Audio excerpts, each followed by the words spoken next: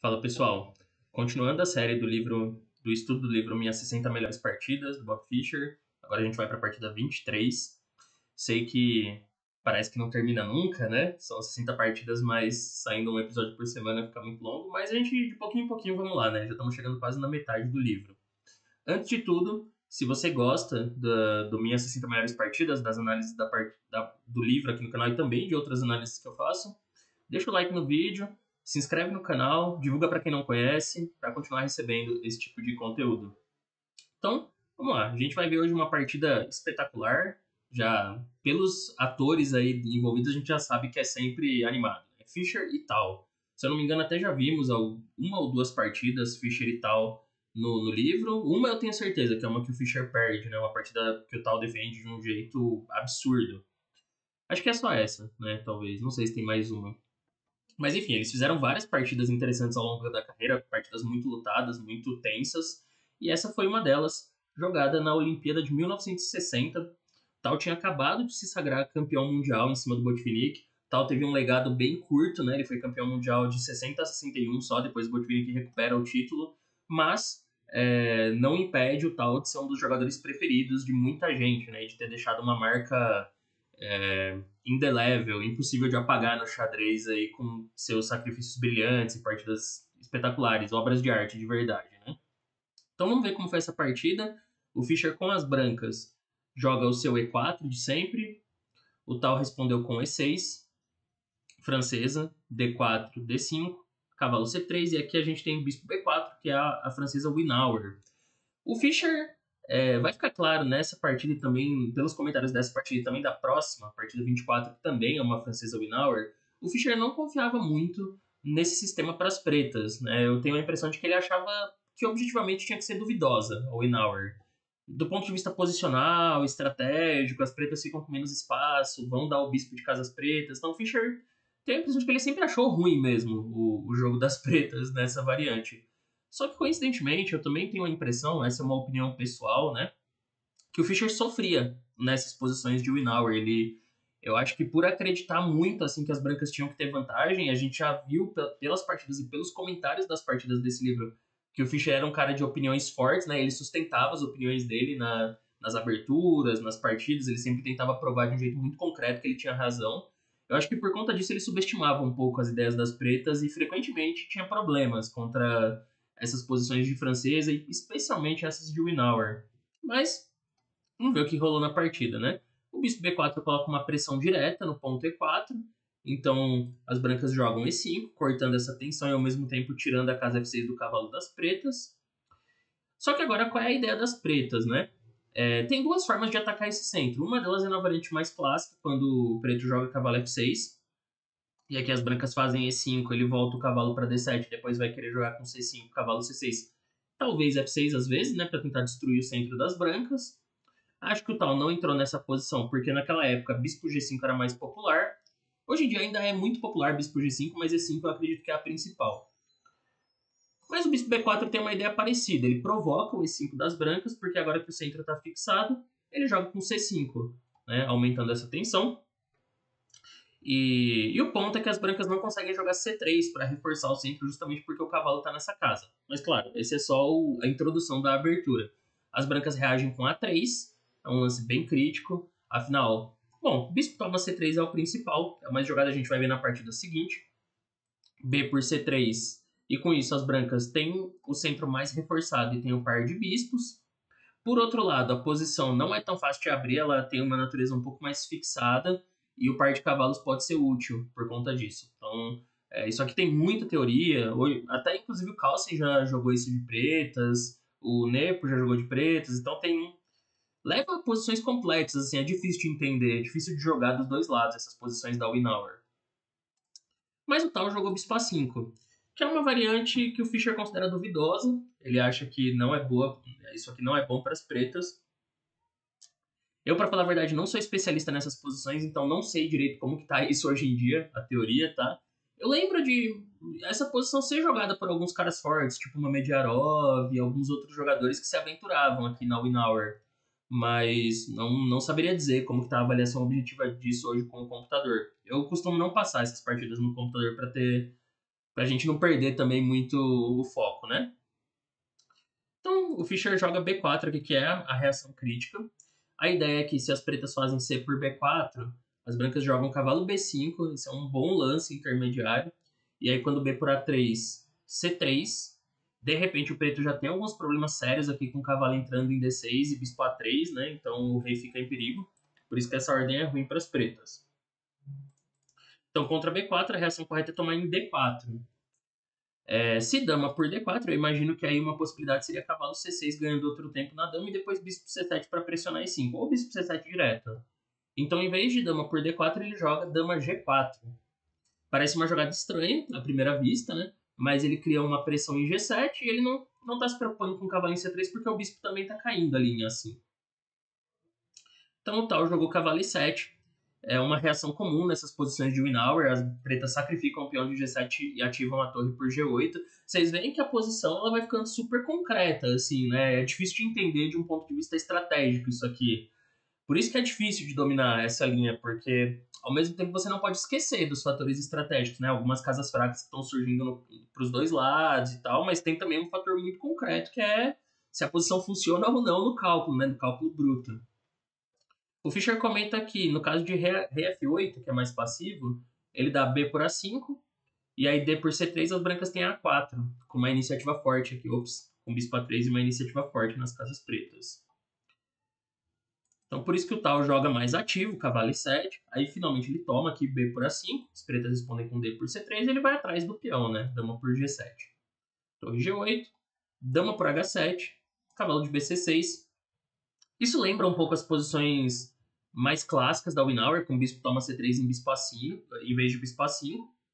E a ideia das pretas é priorizar o desenvolvimento, né? Então, nesse momento, ele tem um peão a menos aqui. O branco tá com um peão a mais e é um peão passado distante. O branco ainda tem o par de bispos, né? Aquelas vantagens estratégicas.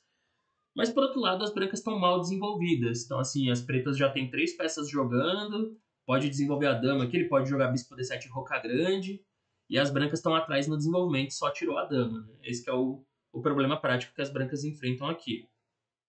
O Fischer agora jogou cavalo F3 para defender o peão. Ele comenta só que F4 reforça o centro, mas bloqueia o bispo de casas pretas e compromete as casas brancas também, no campo das brancas.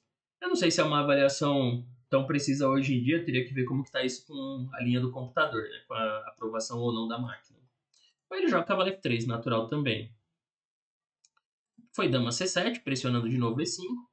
Ele comenta aqui, se dama por A5, aí cavalo G5 é bom, atacando F7, torre F8 e agora sim F4. Antes ele falava que F4 era ruim, mas nesse caso ele comenta que depois disso as brancas estão livres para avançar o peão de H, né? Porque a torre preta vai ficar presa à defesa de F7. Então foi dama C7, aí jogou bispo B5, o Fischer dá uma exclamação para essa jogada, fala que é bom para desenvolver sem perda de tempo, né? Tentando buscar o desenvolvimento mais harmonioso possível. Mas ele comenta que também tinha outra possibilidade aqui, que era bispo F4, só reforçando E5. E aí ele dá uma variante assim: bispo D7, bispo E2, roque grande, dama D3. As pretas voltam essa dama antes de levar um cavalo F5 aqui, a dama ficar presa. Antes isso não era possível porque a torre estava caindo, mas agora ele já ligou as torres. E aí ele dá essa linha: dama D3, dama por A5, roque, torre G4, bispo G3. E bom, o Fischer ainda gosta das brancas nisso aqui, né? O material agora tá igual, mas o peão de C3 é fraco e ele tem sempre esse passado distante aqui. Como eu disse antes, eu acho que o Fischer, a tendência dele era confiar muito nessas posições, nas vantagens posicionais das brancas, que é o quê? O par de bispos e o peão passado, distante, né? O peão passado de torre. Então para ele, isso era suficiente para provar uma vantagem para as brancas.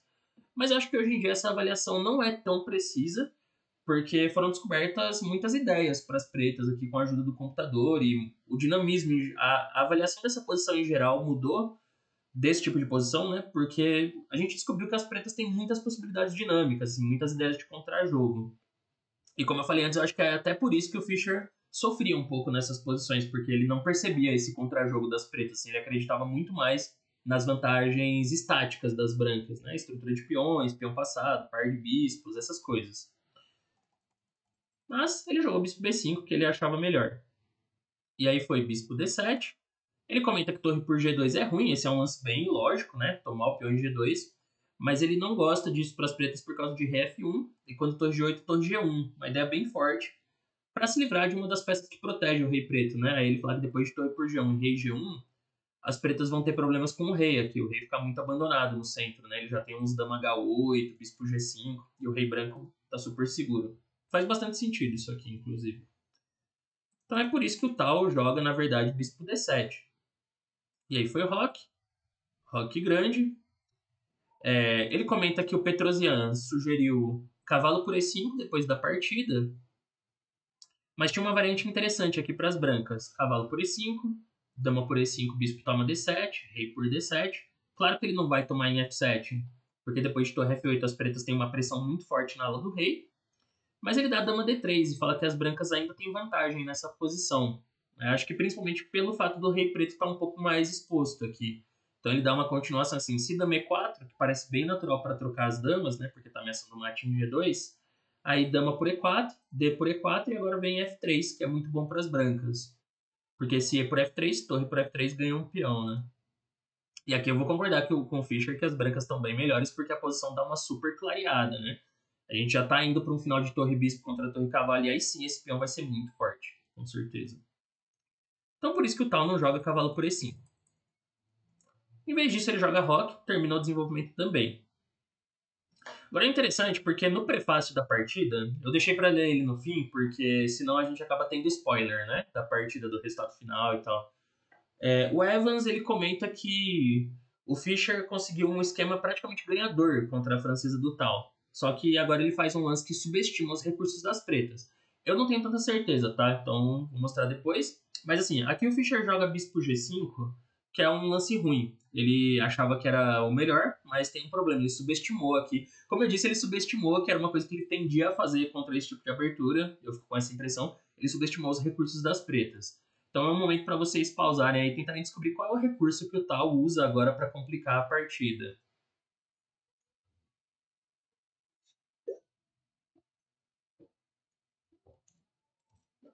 Bom, a impressão que dá é que as brancas já estão dominando e estão conseguindo uma vantagem quase decisiva. Por quê? No próximo ele já pode cravar esse bispo aqui em F6, né? Cravar no sentido de fixar o bispo ali. E depois ele avança o peão de H, assim, imparável, né? O bispo está protegendo a casa da promoção. Então isso parece que está totalmente ganho. Mas o Tal percebeu que ele tinha nessa posição um recurso muito bom que complica as coisas, que é cavalo por E5. Agora sim esse lance funciona, né? Com o rei em E8 não parecia tão bom, mas ele começa a ter algumas ideias agora explorando a pressão na ala do rei adversária. E cavalo por E5 realmente é uma jogada muito boa. O Fischer comenta que bispo toma C6 era o fino, que era o melhor. E aí ele dá algumas análises, né? Bispo toma C6. Se cavalo por C6, ele fala que simplesmente torre E1, simplesmente defende o ponto E5, reforça, né? Depois joga bispo F4 e aí sim sai avançando o peão de torre. Como eu disse, ele dá uma avaliação aqui que ele fala que tá ganho já pro branco. Mas eu não tenho tanta certeza, tá? Teria que ver com o computador, porque mesmo essas posições, hoje em dia a máquina acha muito recurso, então não sei se é tão claro assim. Ele também fala que no caso de dama por C6, bispo G5. E aí, quando D4, que parece um bom recurso, se bispo E7 dama F3, as brancas fazem H4, que é um lance excelente para reforçar o bispo e depois poder tirar o cavalo, né? Agora ele ameaça tomar em D4, por exemplo, e o bispo nunca tá no ar. Mas eu não sei, eu ainda tenho a impressão de que essa posição é meio caótica. Mesmo na variante principal do Fischer, que é bispo toma C6, essa é a que ele considera a melhor para as pretas. Dama por F7, e aí D4, ativando o bispo. Ele dá aqui dama por E6. Ele comenta que em vez de D4, torre por G2 não é bom. Não é um lance bom, por quê? Torre, rei por G2, D4, parece que tá tendo um ataque ganhador aqui com torre G8, né? E o rei tá mal, só que as brancas têm rei G1 para poder responder torre G8 com cavalo G5. Ele solta, tira o cavalo da cravada, né? E agora isso tem cara de estar ganho para as brancas mesmo, que é muito fácil de reforçar o cavalo, né? E ele tá com torre a mais. Mas ele dá aqui D4 direto, dama por E6, bispo D7. Se rei B8, as brancas têm o mesmo cavalo G5. Aqui sim parece ganhador, cavalo G5, né? Ele fica com muito peão passado ali, a ala do rei inteira passada. Então, bispo D7, dama por E7. E aí, torre por G2, rei por G2. Porque aqui realmente tá ficando com uma peça a menos, né? Então, torre por G2, rei G2, bispo H3. rei por H3, dama por E7, e ele dá bispo por G5 e fala que as brancas vão consolidar essa posição. Imagino que o plano é trazer o rei para H4 e jogar para G3 e jogar um H4 aqui, né, e ficar com a posição defendida. Mas olha, não me surpreenderia se o computador, eu não analisei com a máquina, se o computador achasse vários recursos para as pretas nisso aqui, tá? Eu não ficaria nada surpreso se isso acontecesse. Por exemplo, eu imagino uma posição como dama E6, rei G3 e D3 aqui. Eu já não sei dizer se as brancas ganham de um jeito tão simples isso aqui. Tem um peão passado ali em C que pode incomodar, o rei não sei tá meio aberto. Sei lá, pra mim é um pouco suspeito, né? Por exemplo, C por D3, torre D3 já tá ameaçando tanto dama F5 como dama por E5. Então, eu acho que isso aqui tem que ser melhor investigado. Não tá tão, pra mim não tá tão claro, na verdade. E se eu não me engano, até numa análise posterior de outros grandes mestres, eles dão aqui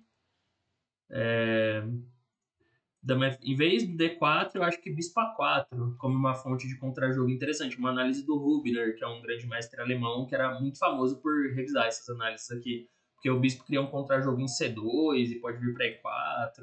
Ou toma em C2 e avança o peão de D. Então, não sei. Os curiosos podem dar uma olhada com a engine nessa partida, porque aí sim a gente vai ter uma noção de qual é a avaliação mais real, assim. Mas essa era a análise do Fischer, né? Só que ele jogou bispo G5, levando esse cavalo por E5. E de primeira, o Fischer comenta que ele achava que o Tal estava só tentando confundir ele nessa posição, né? Ele achava que a posição dele já era muito boa e o Tal estava tentando só confundir aqui. Mas aí ele percebeu que não, que esse recurso era bom mesmo. E no fim ele jogou cavalo por E5. Né? A alternativa aqui bom, bispo toma E7, claramente é ruim. Esse é a pior das opções.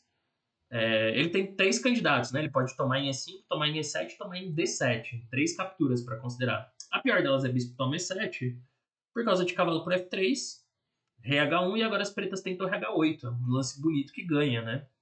Porque a ameaça de mate em H2 é muito forte. E aí tem um detalhe que é o seguinte: se bispo toma D8, com a ideia de responder torre por H7 com bispo toma C7 defendendo com o bispo, né?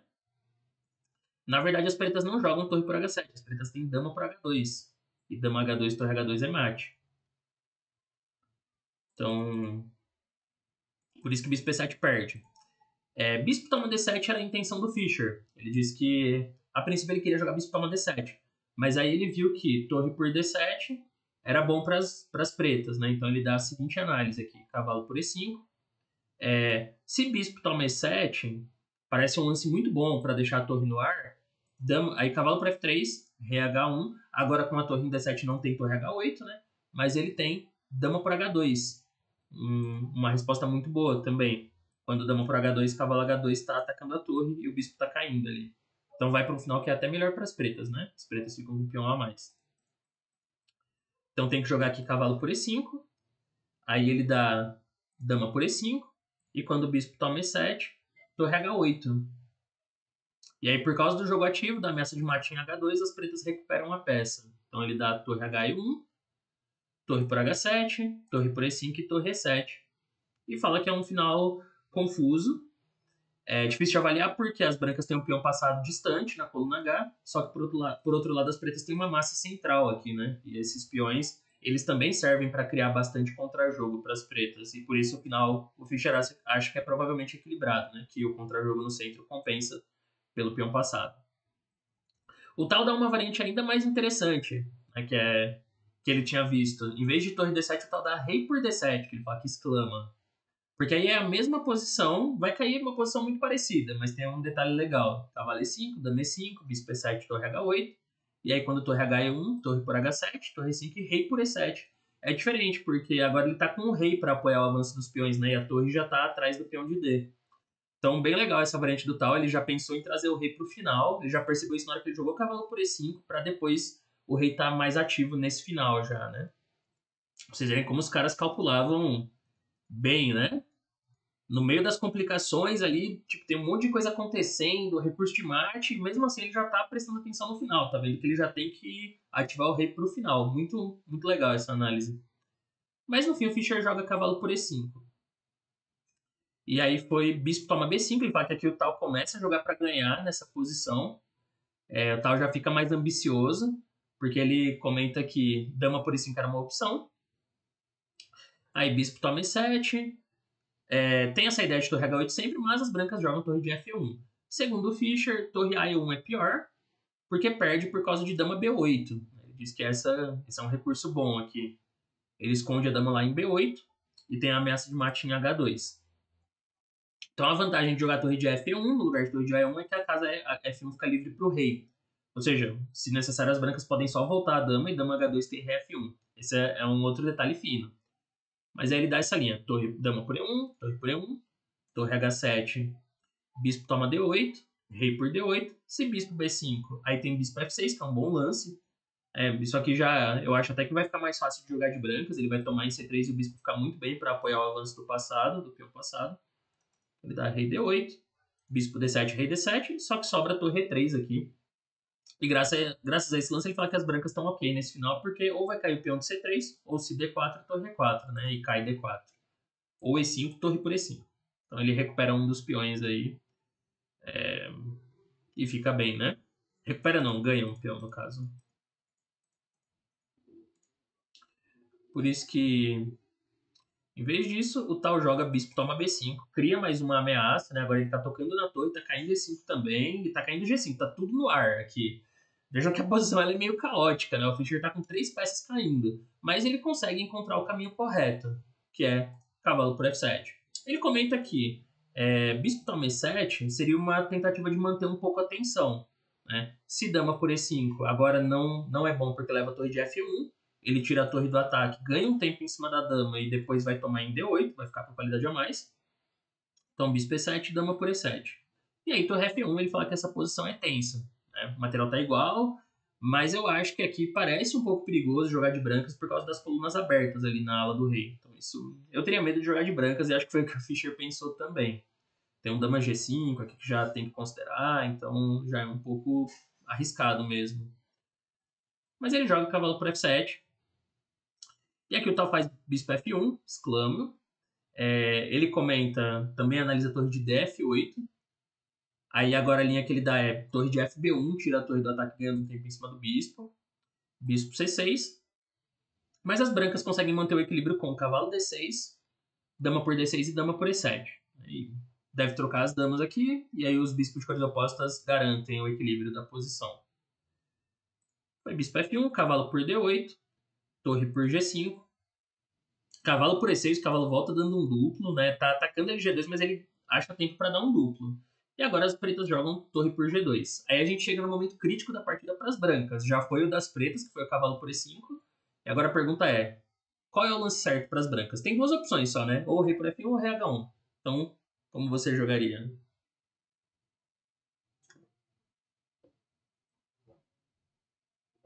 Bom, é um exercício de cálculo interessante. O Fischer na partida encontra a jogada correta, que é a única rei H1, que ele fala que é a jogada salvadora, em vez de ir atrás do bispo. Por outro lado, o rei por F1 perderia. Parece que é um lance ganhador, né? Porque fica a dama e a torre caindo. Só que tem um problema, as pretas jogam torre por H2. E aí, se cavalo por C7, torre H7 vai ganhar material, porque ele tem a ameaça de torre H1, pegando a torre lá no fundo e tá caindo o cavalo em C7 também, então vai ficar com peça a mais. Então as brancas jogam algo como dama F7, mas agora ele dá dama C4, cheque. Isso é mais preciso do que torre H1, porque torre H1, rei G2, a gente não pode esquecer que a dama ainda tá caindo. E quando dama H2, rei F3, assim, magicamente o rei branco escapa dos cheques, ele pode ir para E2 ou E3, assim, e fica seguro. Enquanto isso, as brancas já estão lançando, ameaçando mate em 1 ali, né? Ameaçando lançar um contra-ataque ganhador. Então, em vez disso, é dama C4, rei G1, e agora ele só volta. Torre H8 defendendo a ameaça em E8, e com isso as pretas ficam com um ataque ganhador. Né? O rei branco está muito exposto agora. Tá ameaçando dama G4 já para começar, mas tem torre G8 também. Então isso já deixa as pretas numa situação muito desesperada aqui. O branco, né? Numa situação muito desesperada, na verdade. Por isso o Fischer joga RH1 e mantém as ameaças. Ele ainda tá atacando a dama e agora tá atacando o bispo. Então isso obriga o preto a jogar com precisão, né? O tal joga aqui dama E5, um bom lance, ele precisa controlar o cheque em H8. Outra linha que ele dá é dama C4. Afinal, se dama H8 tem torre G8, né? Então não adianta nada. Mas ele fala que as brancas têm dama por E7. E aí, quando torre G8, que parece que ganha também isso, né? Ameaça bispo G2, dama E6, dama E4. Na verdade, o Fischer enxergou um recurso bem forte aqui, um recurso bem bonito, que é cavalo F4. Se dama E4, dama por E4, D por E4 e torre F1, né? Mas o problema... E fica com peça a mais. E se joga dama por F4, parece que ganha. Ainda parece ganhador isso aqui, né? Por causa de dama F3. Aí ele tem dama E6. Ganha a torre e vai defender o mate em G2. Então as brancas terminam melhores, né? Talvez ganhas até nessa posição. Por isso foi dama E5, torre por F1 e aí dama por E6. Outra linha que ele comenta, que ele analisa, é torre G6. Parece até mais forte porque ele ainda tá ameaçando mate, né? Com dama E4 ou um dama E2, alguma coisa assim. Só que aí ele dá dama por E7. Esse lance ameaça mate de novo, né? Então tem que jogar torre por E6. Dama F8 cheque, torre 8, dama F3. E agora as brancas já estão no controle. Essa posição já é vantajosa para as brancas, né? Porque apesar de ser só um peão a mais e estar tá dobrado, ele tem 2 passados aqui. Se ele conseguir eliminar as ameaças da dama e da torre contra o rei, os peões vão começar a andar, principalmente o de F. Então acho que isso já é vantajoso para as brancas. Mas o tal joga dama por E6, porque agora, bom, ele tá com peça a mais, então as brancas têm que jogar rei G2, mas tem dama G4 e termina com um empate, né? Então rei H1, dama F3, rei G1, dama G4 perpétuo, por isso que eles já empataram aqui. Bom, a partida animada, como a gente poderia esperar sempre, né? Fischer e tal. Não é tão claro para mim que o Fischer tava ganho saindo da abertura, como ele diz, né? Como eu disse, a gente só vai saber vendo com mais calma, vendo com o computador mesmo, para ter certeza, porque a posição é muito complexa, cheia de recursos para os dois lados. Mas é uma partida bem animada, assim, entre os dois jogadores ali muito fortes e onde os dois tiveram que calcular com precisão. Às vezes a gente vê esses empates e parece que não acontece muita coisa, né? Mas essa partida mostra que é o contrário, assim, os dois tiveram que calcular muito bem para não deixar a posição sair do controle. E, enfim, essa é a partida 23, Fischer e tal. O prefácio dela, né, o resumo dela, o título chama Sem Barreiras. E aí o Tal diz o seguinte, que esse foi o primeiro confronto entre Tal e Fischer depois do Tal ganhar o campeonato mundial, né? E que restou ser um combate sangrento. Com um jogo agressivo, Fischer rapidamente obtém posição ganhadora, mas comete a imprudência de permitir que Tal inicie um carrossel de fogos de artifício, com o recurso cavalo por E5. Que é exatamente isso, né? Cavalo por E5 inicia várias complicações. A luta se prolonga por mais 7 jogadas até empatar por um cheque perpétuo. E aí ele deixa uma história engraçada. Nessa ocasião, lendo a palma da mão de Tal, Fischer previu: o próximo campeão do mundo será Bob Fischer. Então, para quem não sabe, o Tal e o Fischer eram amigos, eles se davam super bem, né? Tem até uma foto famosa do Fischer visitando o Tal no hospital, quando o Tal estava doente. Apesar de terem os confrontos, vários confrontos sangrentos aí, como a gente vê nas partidas, eles se davam bem. O Fischer se dava muito bem com o Spassky também, apesar de eles terem sido rivais, terem disputado um match. E faziam até essas brincadeiras, né? Tem uma que eu já comentei, eu acho, aqui em alguma partida passada deles, que eles estavam dando uns autógrafos num torneio, e aí o Tal assinou o nome do Fischer no caderno de uma criança e falou: já ganhei tantas vezes do Bob que eu acho que eu já posso assinar por ele, né? E tem essa história engraçada também do Fischer lendo a palma da mão do Tal e falando: o próximo campeão mundial vai ser o Bob Fischer. Mas como a gente sabe, levaria mais tempo, né? O Tal ainda perdeu pro Botvinnik, que depois perdeu pro Petrosian, que depois perdeu pro Spassky, que depois veio o Fischer. Então ainda tinha um caminho muito longo pela frente do Bob Fischer aí.